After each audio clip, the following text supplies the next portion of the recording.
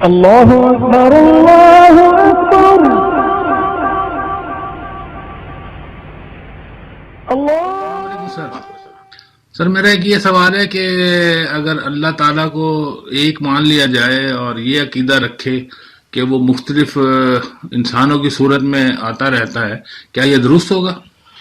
ہاں جی، یہ ایک خطرناک سوال ہے، اور یہ سوال اس لیے پیدا ہوا ہے کہ نصیریہ ایک فرقہ ہے جو کہ شام میں پایا جاتا ہے. وہ خدا کو ایک تو مانتا ہے، مگر اس کو خدا کے بارے میں یہ عقیدہ رکھتا ہے کہ خدا انکارنیٹ کرتا ہے.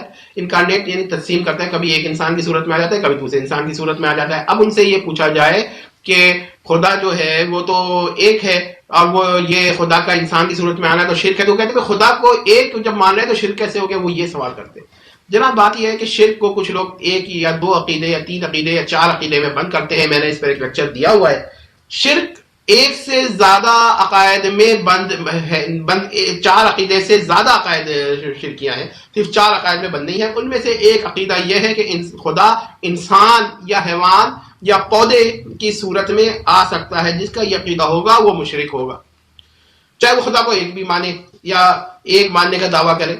بعض لوگ کہتے ہیں کہ بھائی خدا جو ہے نا، یہ لوگ خدا کو ایک نہیں مانتے ہیں. نہیں، بعض لوگ مانتے ہیں ایک، مگر کہتے ہیں کہ ایک سے زیادہ صورتوں میں خدا آتا ہے. اسے سافٹ پولیتھزم کہتے ہیں. تو سافٹ پولیتھزم جو ہے وہ یہ ہے کہ خدا ایک ہے لیکن وہ مختلف صورتوں میں آتا رہتا ہے. اس کی صورتیں کافی ایک دوسرے سے انڈیپینڈنٹ ہیں، اور یہ عقیدہ بھی سراسر شرک ہے. اور جو شخص اس عقیدے کو شرک نہیں سمجھتا وہ بھی مشرک ہے. ہمارے وہاں یہ مسئلہ کہاں پیدا ہوا؟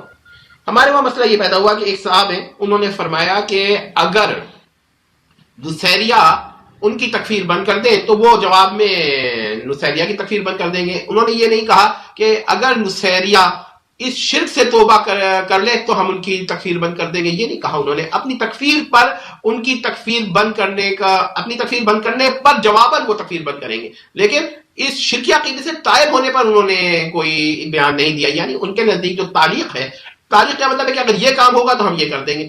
تو تعلیق جو کی انہوں نے کس پر کی ہے؟ تکفیر کے بند کرنے پر کی ہے.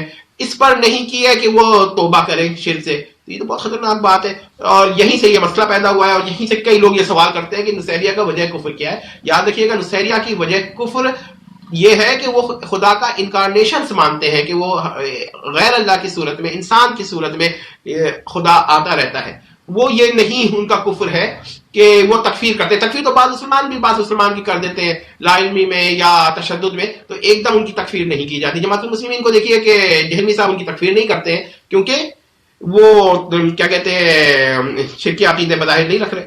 میرا مطلب کہنے کا یہ ہے کہ اگر کوئی شخص شرکی عقیدہ رکھتا ہے تو اس سے کہا جائے گا کہ وہ شرکی عقیدے سے توبہ کرے. اور اس کی میں نے مثال دی انکارنیشن.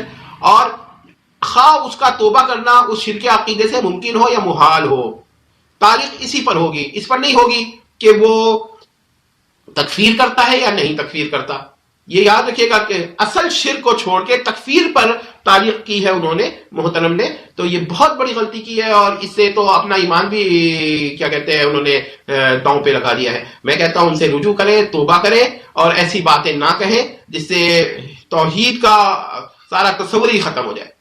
تو یہ ایمان جو ہے ہمارا ایمان ہے کہ اللہ تعالیٰ کو جو بھی انکارنیشن اللہ کی مانتا ہے وہ اسلام سے نکل گیا. وہ کفر بھی کرتا ہے، شرک بھی کرتا ہے، دونوں کام کر رہا ہے وہ. اور وہ شرک کون سا ہے؟ جو کہ کفر ہے. اب یہ تیسری بات میں نے کہہ دی. تو اب اس اہم کفر کو چھوڑ کر، اس اہم شرک کو چھوڑ کر صرف تکفیر پہ بنیاد بنا کر یہ کہنا کہ اگر وہ آج ہماری تکفیر بند کر دے تو ہم ان کی تکفیر بند کر دیں گے، یہ بہت خطرناک بات ہے. اس کا مطلب صرف یہ ہوتا ہے کہ آپ انکارنیشن کو کفر نہیں سمجھ رہے، بلکہ آپ کس کو کفر سمجھ رہے ہیں؟ آپ کفر اس کو سمجھ رہے ہیں کہ وہ تکفیر جو کر رہا ہے اس کو کفر سمجھ رہے ہیں. تو عوام جیسی بھی ہو، اتنا اگر ان میں شعور ہو جائے کہ ایک شخص کیا کہنا چاہ رہا ہے. اب وہ یہ کہتا ہے تعلیق بالمحال. تعلیق بالمحال بھائی یہاں پر تعلیق ہو ہی نہیں سکتی. یہ اس تکفیر پہ تعلیق نہیں ہوگی، بلکہ کس پر ہوگی؟ ترک شرک پر تعلیق ہوگی، خواہ ترک شرک اس کا محال ہو یا ممکن ہو.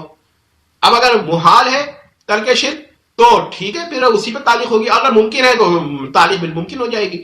لیکن اس پر ترک تکفیر پہ جو تعلیق کی ہے یہ تو بالکل ہی کھیل کیا ہے، دین کا مذاق اڑایا ہے. اور افسوس کے ساتھ کہنا پڑتا ہے کہ ایسی باتیں نہیں کہیں. ہم ان سے بار بار ریکویسٹ کرتے ہیں کہ اپنے اقوال سے توبہ کریں، رجوع کریں اور راستے پر واپس آئیں جو دین کا راستہ ہے. یہ کہاں جا کے اس پر انشاءاللہ مزید میں کبھی تفصیل بیان کروں گا، لیکن یہاں پر اس میں بہت تفصیلات ہیں جی، بڑی بحثیں ہیں، مباحث بہت زیادہ ہیں، لیکن افسوس کے ساتھ کہ انہوں نے اس مسئلے کو دین کے اہم مسائل کو کھیل بنا دیا ہے۔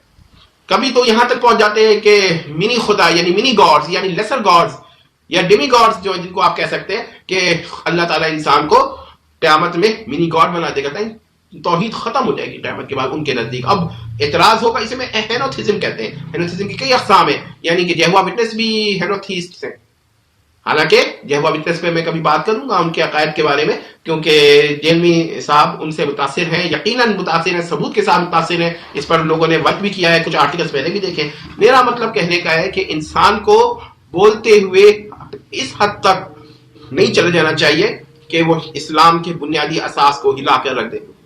بہت اہم سوال ہے، اس پہ میں شکریہ ادا کرنے کے بجائے میں کہوں گا کہ یہ تو واجب تھا اس طرح کا سوال۔ جزاک اللہ خیر۔